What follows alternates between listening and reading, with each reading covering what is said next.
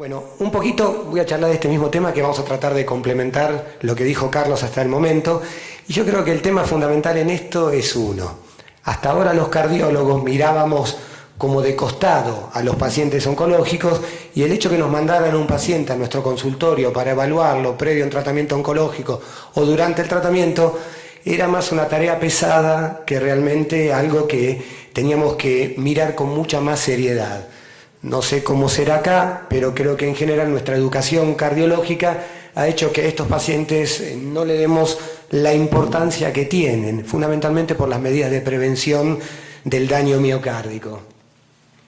Entonces, ¿por qué vamos a discutir nosotros de cáncer y enfermedades cardiovasculares conjuntamente? Porque las dos condiciones son las dos condiciones mórbidas más comunes en el mundo desarrollado, porque la enfermedad cardíaca puede preexistir o ser causada o exacerbada por el tratamiento oncológico, porque el tratamiento para el cáncer es más efectivo en los últimos años, pero tiene su precio, y porque la evaluación y estratificación de riesgo tempranas, así como el establecimiento de un tratamiento específico, por lo menos permite una mejor evolución de las dos patologías. Entonces vamos a empezar con la primera parte. Lo primero es, como dijo el doctor Villarraga, hay una conjunción de factores que ha hecho que la enfermedad cardiovascular y el cáncer converjan en una misma población. La principal causa de todo esto es que la edad de los pacientes ha aumentado, las terapias en las dos patologías son mucho más efectivas, hay mucha mayor sobrevida y por lo tanto, como les mostré en las charlas anteriores, una de las comorbilidades más frecuentes es el cáncer y tenemos que coexistir con él. Acá podemos ver cómo, dividiendo a los pacientes en menor de 65 años o mayor de 65 años, vemos que en sí en los menores de 65 años el impacto que ha tenido la terapéutica sobre la enfermedad cardíaca es realmente muy importante. Vemos del 26% a una mortalidad del 18%, que en las neoplasias también ha ocurrido, aunque quizás en menor proporción. Si nosotros evaluamos en los mayores de 65 años, vemos que también hay una disminución de la mortalidad, no tan importante, y nuevamente las neoplasias están más estabilizadas, que va a hacer que este grupo de pacientes probablemente tengan coexistencia de las dos patologías. Fíjense, tomando todos los distintos cánceres que se van tratando, todas las distintas dividido en 3 épocas, vemos que la sobrevida es mucho mayor. Actualmente tienen una sobrevida global del 66% de los pacientes. Por ejemplo, en el cáncer de mama, como mostró el doctor Villarraga, la mayoría de los pacientes mayores de 50 años con cáncer de mama se mueren de otras causas que no son las del cáncer. Y la mayoría de estas causas son causas cardiovasculares, ¿sí? Con esto también es que ha aumentado mucho la publicación. Realmente ha llamado la atención todo esto y ha hecho que desde el año 99 al 2009, fíjense el número de publicaciones que se ha ido incrementando. Realmente el médico se está dando cuenta que hay una posibilidad en estos pacientes. Entonces, ¿qué vamos a ver ahora? Fundamentalmente que el tratamiento para el cáncer es más efectivo que años anteriores, pero tiene su precio. ¿Y de qué hablamos? Hablamos fundamentalmente de la cardiotoxicidad. Y la cardiotoxicidad, si bien a nosotros nos llama muchísimo más la atención la agresión miocárdica, no se traduce nada más que en agresión miocárdica. Vamos a tener trastornos del ritmo, vamos a tener cuadros de hipotensión arterial, vamos a tener síndromes coronarios agudos asociados, hipotensión y el estado procoagulante, que es un dato no menor a tener en cuenta. Por supuesto, como pseudo especialista en falla cardíaca, uno se va fundamentalmente a este dato que es el más interesante además. Poniéndola en contexto, la definición más clara, que es la que tiene del grupo de trastuzumab, es que hace referencia al deterioro de la fracción de eyección del ventrículo izquierdo asociado al tratamiento oncológico, del 5% llegando a un valor menor al 55% junto a síntomas de insuficiencia cardíaca, o del 10% llegando a un valor menor del 55% sin síntomas. O sea, es importante tanto la disfunción ventricular sintomática como asintomática. Esto no les voy a mostrar demasiado, simplemente las antraciclinas es el mayor predictor o la droga con más posibilidad de cardiotoxicidad de las evaluadas hasta ahora, que esta cardiotoxicidad puede ser aguda, que es poco probable, pero existe en el momento de la infusión de comienzo precoz hasta el año o de comienzo tardío posterior al año. Hemos visto casos cuyos antecedentes, por ejemplo, 10 años después de la infusión de antraciclinas, una miocardiopatía dilatada con severo deterioro cuyo único evidente factor de riesgo fue esa infusión, que está en relación clara con la dosis acumulada, por lo tanto no deja una alternativa en cuanto a la disminución de la dosis para prevenir la cardiotoxicidad y que tiene una relación de alrededor del 36% de generación de disfunción ventricular asintomática o del 30% con una mediana de desarrollo post-tratamiento de 37 meses, o sea, 3 años en insuficiencia cardíaca clínica. No voy a hablar en sí de los tipos de cardiotoxicidad porque los desarrolló bien el doctor Villarraga, pero bueno, este es un tipo de cardiotoxicidad tipo 1. Y un dato muy importante a tener en cuenta en la evaluación es cuáles son los factores de riesgo para cardiotoxicidad, que son la administración en bolo, por lo tanto ahora se da en infusión continua, cuanto mayor el periodo menor la cardiotoxicidad aguda, altas dosis únicas, el sexo femenino, la enfermedad cardiovascular preexistente, este es un dato que nos concierne a nosotros, muy joven o anciano, o sea, los dos límites de la vida, la presencia de radioterapia mediastinal previa, el uso concomitante de otros quimioterápicos como la ciclofosfamida, el trastuzumab predominantemente o el paclitaxel. Otro tipo de cardiotóxico o de, agente oncológico es la ciclofosfamida, que son agentes alquilantes. Se usa en el tratamiento de los linfomas, las leucemias, los sarcomas y en mama precoz y avanzado. La prevalencia es un poco menor, del 7 al 28%, la ocurrencia es temprana y es dependiente de la dosis, es más frecuente en pacientes con tratamiento previo o con irradiación mediastinal y puede generar más frecuentemente una miopericarditis o derrame pericárdico asintomático. El daño lo genera por injuria endotelial directa, isquemia miocárdica, por vasoespasmo, por microembolias y es nefrotóxico. El tercero son los agentes anti-ER2, y bueno, estos son el trastuzumab fundamentalmente, tampoco voy a hablar demasiado por la charla previa, y aquellos que actúan sobre los antitironquinasa, como son el lapatimib, desatimib y imatimib, que actúan sobre otra sección del mismo de los factores de crecimiento epidérmicos humanos. Entonces, una vez planteado más o menos en qué contexto estamos, lo primero que uno tiene que plantearse es que el diagnóstico de cáncer genera desinterés en la enfermedad cardiovascular, generando descuidos en la prevención y tratamiento. Que los síntomas de ambas patologías coexisten y confunden. Disnea, fatiga, edemas, coexisten en las dos patologías. Que con el diagnóstico del cáncer aumenta la prevalencia del sedentarismo, al aumentar el sedentarismo aumentan los factores de riesgo, aumenta la probabilidad de enfermedad coronaria, por ejemplo. Y que hay un diferente abordaje terapéutico si el médico primario es cardiólogo o oncólogo. Sería muy útil que no hubiera un médico primario, sino que hubiera una conjunción de ambos. Y de esa manera podríamos tratar mucho mejor a nuestros pacientes. Entonces, ¿ahora qué nos vamos a referir? A la evaluación y estratificación de riesgo tempranas, así como si hay un establecimiento de un tratamiento específico, si nos permitiría mejorar la evolución de ambas patologías. Este es un gráfico publicado en Lancet en el año 2009 y es un poco lo que plantea el doctor Villarraga. ¿Dónde tenemos que apuntar nosotros? Fundamentalmente acá, en el riesgo basal.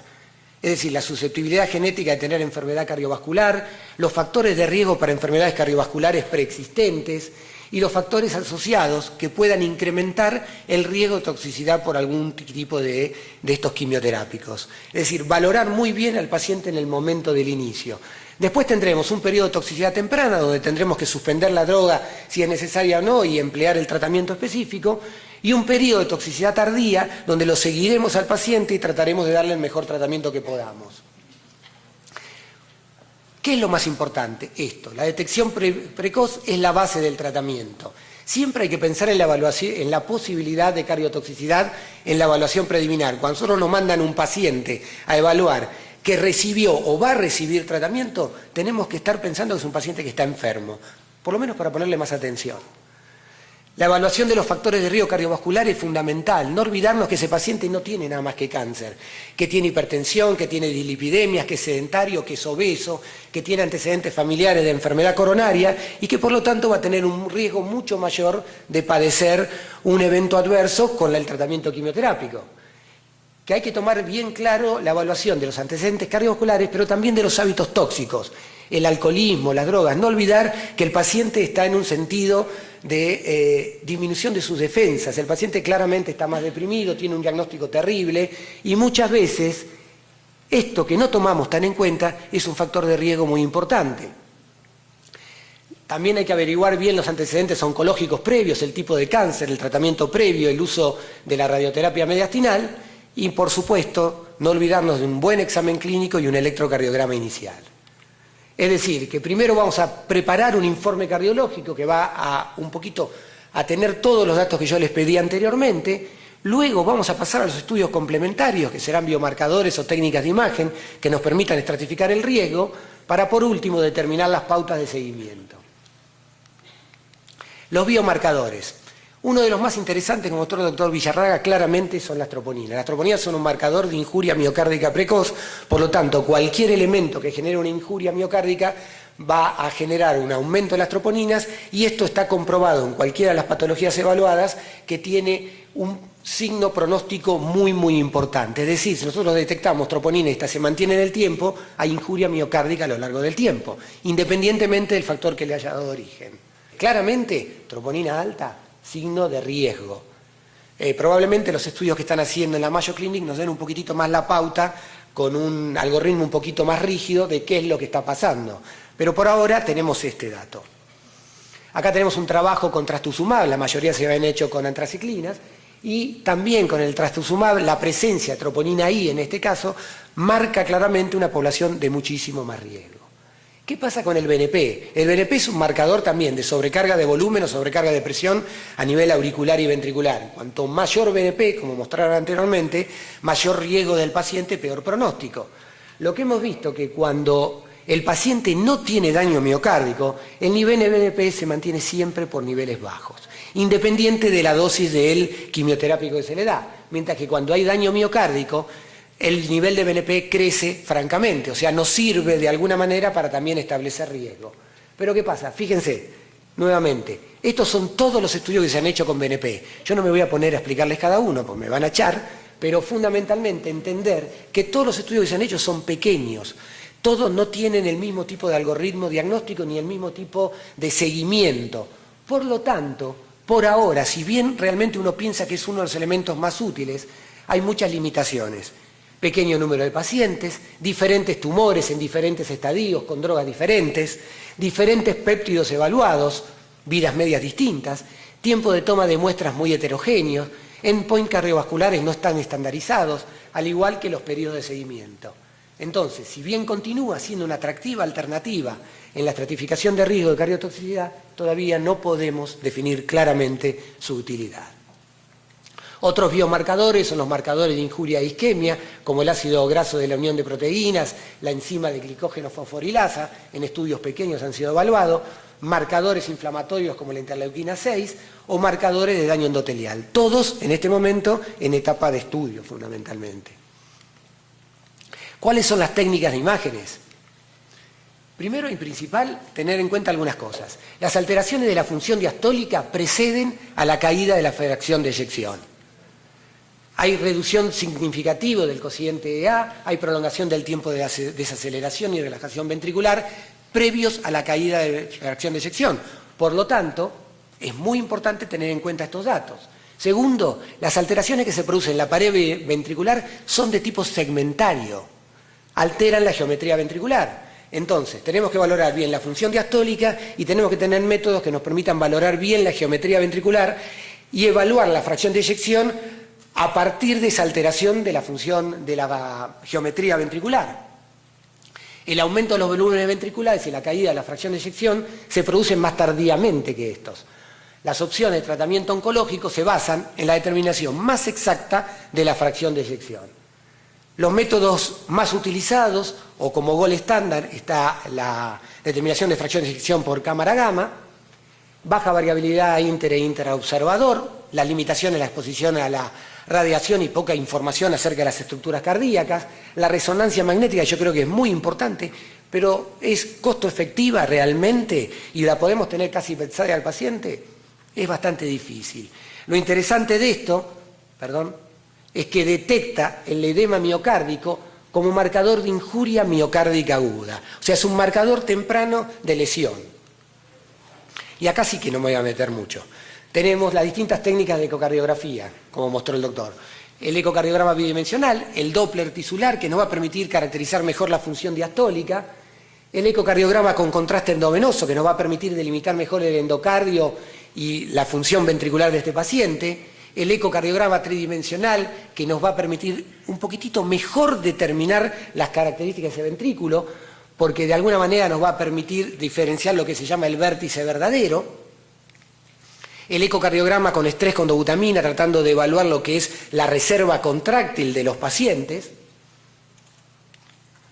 El strain basal, método del doctor Villarraga, claramente, por lo cual tampoco voy a opinar demasiado, pero creo que es uno de los métodos más efectivos de determinar. Yo creo que los métodos ecocardiográficos realmente van a terminar siendo el gol estándar.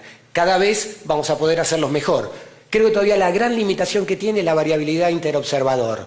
Todavía no hay en un lugar, en un sitio de trabajo, varios observadores que trabajen de la misma manera. A menos que confluyan todos los estudios en un mismo observador y que éste pueda, de alguna manera, abarcar todo el seguimiento de estos pacientes, todavía el eco tiene esa limitación, a pesar que el cálculo de fracción de eyección, la probabilidad de detección de alteraciones segmentarias y la probabilidad de detección de anormalidades diastólicas tempranas nos da una ventaja que no tiene el resto de los métodos, además probablemente del costo. ¿Cuáles son las estrategias de cardioprotección? Bueno, ¿cuáles son? Fundamentalmente, si hay un daño miocárdico, tratarlo o prevenirlo. Si nosotros pensamos que este paciente tiene riesgo de enfermedad cardiovascular, riesgo de daño miocárdico, tratar de exponerlo lo antes posible a aquellos tratamientos que van a inhibir el eje renina-angiotensina-aldosterona, es decir, betabloqueantes, inhibidores de la enzima convertidora. Y acá tenemos, por ejemplo, trabajos hechos con carvedilol, donde claramente el carvedilol muestra que previene el deterioro de la función ventricular. Acá está previo al tratamiento, posterior al tratamiento, el paciente cae francamente la fracción de eyección. Con el tratamiento para la insuficiencia cardíaca mejora la fracción de eyección, y con este tratamiento, si lo seguimos a lo largo del tiempo, la fracción de eyección tiene una caída leve, pero se mantiene. El otro dato interesante es también el carvedilol, fíjense en estos dos grupos, con adriamicina, donde vamos a ver en el grupo carvedilol, claramente como la fracción de eyección se mantiene cuando lo tratamos lo más precozmente posible, y en el grupo control como ya hay una caída franca. También lo mismo pasa con los inhibidores de la enzima convertidora. Si nosotros tratamos rápidamente al paciente, va a tener una disminución del remodelamiento geométrico del ventrículo, va a haber una mejoría de la función ventricular del mismo. Acá vemos tratamiento con enalapril, cómo se mantiene basalmente en el momento de la randomización, y a los 12 meses el tratamiento ha mantenido la fracción de eyección, mientras que en el grupo control, donde no se le dio enalapril, la caída de la fracción de eyección es significativamente importante. Bueno, esto es parte de lo mismo. Y una cosa bastante interesante ahora sería tratar a los pacientes con células progenitoras. Es decir, al paciente que va a ir a un tratamiento quimioterápico, hacerle una extracción de sus células, ponerlas a cultivar, y posterior a eso, cuando el paciente ya recibió el tratamiento quimioterápico, el paciente ya puede desarrollar daño por cardiotoxicidad, infundirle esas células. Y lo que se ha visto es que en pequeños grupos de pacientes, que la infusión de estas células genera claramente una preservación de los volúmenes fin de sístole y fin de diástole, y una preservación de la fracción de eyección. Y que esto tiene un impacto claro en la mortalidad de los pacientes. Es decir, volver a reinfundirle sus células que han sido preparadas, con las cuales va a generar un mecanismo de reparación a nivel miocárdico, en pequeños grupos de pacientes, vuelvo a decirlo, y en forma muy preliminar, tendrían una alternativa de tratamiento. Bueno, como para terminar, ¿qué haríamos con los pacientes que tienen toxicidad? Acá tenemos en los pacientes que tienen toxicidad por antraciclinas. Si el paciente tiene una fracción de eyección basal mayor de 50, se hará un ecodoppler luego de cada dosis de 300 a 350 miligramos por metro cuadrado. Se repetirá el ecodoppler luego de los 400 miligramos acumulativos. si hay una enfermedad cardíaca basal, irradiación mediastínica, asociación con ciclofosfamida, o luego de 450 acumulativos en pacientes sin esos antecedentes. Si las dosis acumulativas son mayores a 400 miligramos por metro cuadrado, debemos repetir el ecodoppler cardíaco luego de cada dosis, ¿sí?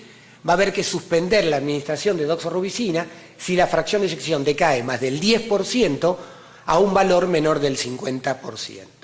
¿Qué pasa en cambio el paciente que tiene la fracción de eyección menor al 50%?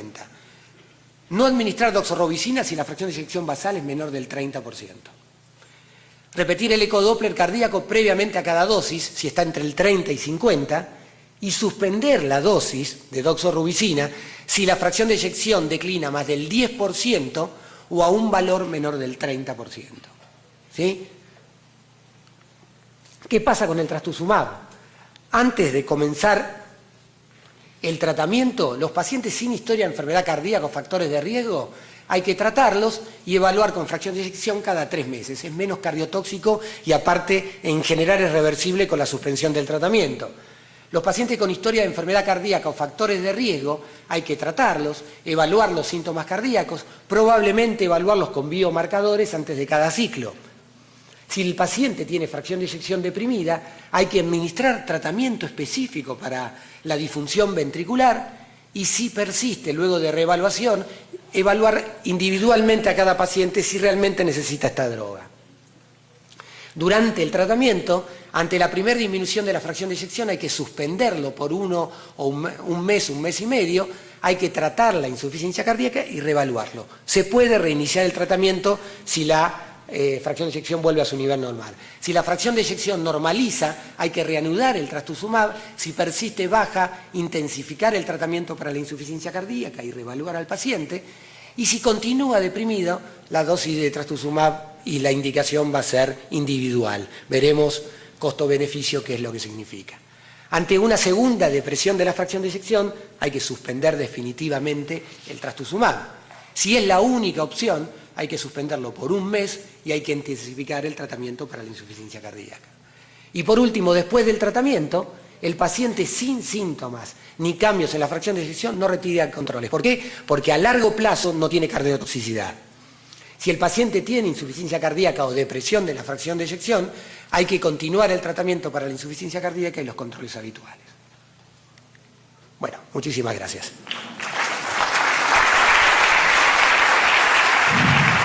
Muchas gracias, doctor Fernández, por su excelente exposición. Pregunta del auditorio, por favor. Doctor. Como internista no puedo dejar de pensar en el bloque corazón-pulmón. Hay puntos comunes, disnea, cardíaco, pulmonar. Los elementos como tabaquismo pueden afectar a ambas funciones. Realmente uno esperaría también toxicidad pulmonar. ¿Podría la toxicidad pulmonar afectar la parte cardíaca también? La realidad de todo esto es que no hay estudios que yo conozca que afecten al pulmón, claramente. Yo supongo que la radioterapia mediastinal, un poco lo que dijo el doctor, en este momento es tan abocada al sitio y hay tanta protección que lo que se veía antes, que era fibrosis fundamentalmente, algún tipo de intersticiopatía, actualmente casi no se ven. En cuanto a las drogas, realmente a mí se me escapa que estas drogas en sí generen toxicidad pulmonar per se. Sí, lo que es la radioterapia, pero disminuida mucho. Ahora, no cabe la menor duda que la enfermedad pulmonar ocupa un sitial en lo que es las comorbilidades y que claramente va a afectar al corazón de alguna manera u otra, ¿no? Así que creo que igual hay que cuidarlo esto.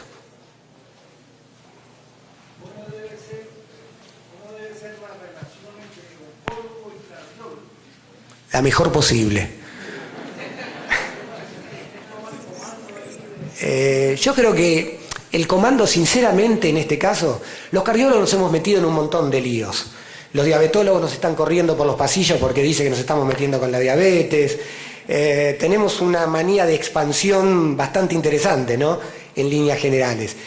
En el caso de la oncología, yo creo que es un tema que tenemos que trabajar realmente cabeza a cabeza. No creo que ninguno de los dos mande sobre el otro. Sin ninguna duda, el cardiólogo da el puntapié inicial como para decir, este paciente tiene un riesgo cardiovascular alto, yo tengo la responsabilidad de avisarte lo que pasa, pero también tengo la responsabilidad de tratar todos aquellos factores que pueden incidir en un mal pronóstico y a la vez de tratarlo más precozmente a este paciente. Y el oncólogo tiene que ser lo suficientemente inteligente para entender el aviso que le da el cardiólogo y adecuar la dosis del quimioterápico a lo menor tóxico posible. Creo que es imposible que uno tome la batuta. Hay que sentarse, charlar al paciente, riesgo oncológico versus riesgo cardiológico y llegar a buen término. En general creo que se tiene que llegar, ¿no? El porcentaje es muy, muy bajito. En las antraciclinas el 1 al 2% durante la infusión. Y en el trastuzumab se ve un poquitito más frecuente, no creo que llegue ni al 5%, pero tiene la ventaja de que es rápidamente reversible. Pero durante la infusión estoy hablando, ¿no? Después hay un riesgo precoz, que como les mostré está dentro del año, y llega hasta el 10%, un riesgo tardío. Sí, hacer un tratamiento muy precoz previendo... Problema en general no habría. Yo creo que lo más importante de todo es adecuar la dosis a la respuesta del paciente, es decir, no abusar de la hipotensión, no generar ese tipo de problemas. Fuera de eso, creo que no hay ningún tipo de inconveniente. Por ejemplo, los pacientes que ya han tenido un tratamiento, pero uno no sabe realmente si hubo alteración o no, si esta fue reversible o no, y teniendo en cuenta de que la probabilidad de un nuevo tratamiento aumenta el riesgo, yo no me cabe la menor duda que trataría de tratarlo precozmente independientemente de otros valores, más si tiene una fracción de eyección menor del 50%, por ejemplo. Bueno, muchas gracias a todos por la asistencia. A nuestro consultorio para evaluarlo previo a un tratamiento oncológico o durante el tratamiento era más una tarea pesada que realmente algo que teníamos que mirar con mucha más seriedad. No sé cómo será acá, pero creo que en general nuestra educación cardiológica ha hecho que a estos pacientes no le demos la importancia que tienen, fundamentalmente por las medidas de prevención del daño miocárdico. Entonces, ¿por qué vamos a discutir nosotros de cáncer y enfermedades cardiovasculares conjuntamente?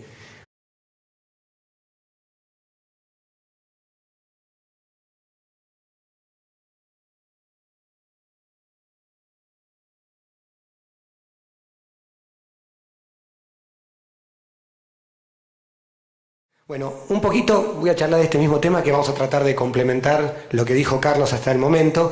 Y yo creo que el tema fundamental en esto es uno.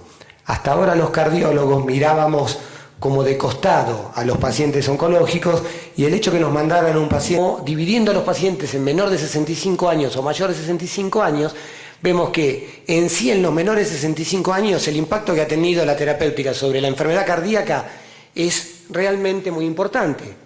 Vemos del 26% a una mortalidad del 18%, que en las neoplasias también ha ocurrido, aunque quizás en menor proporción.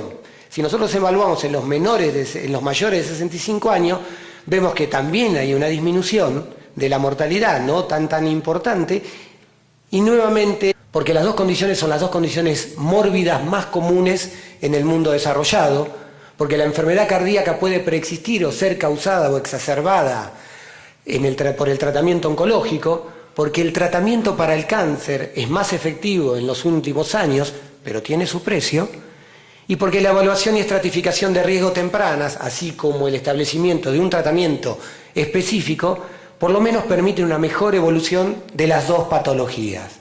Entonces vamos a empezar con la primera parte.